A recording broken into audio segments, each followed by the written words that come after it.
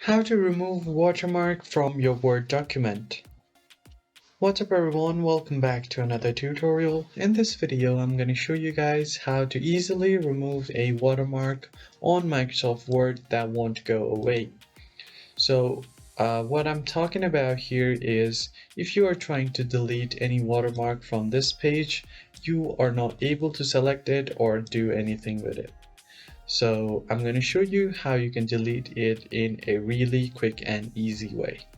So let's begin.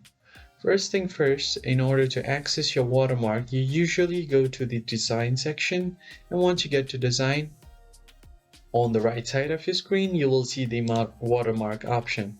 So here you have an option to remove watermark, but in some cases this does not work.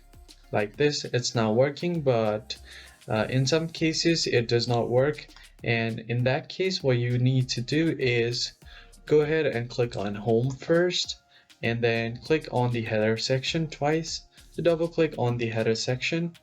And once you do that, you will get this 4-directional arrow. Once you hover your mouse over the watermark, just click on it and it will be selected.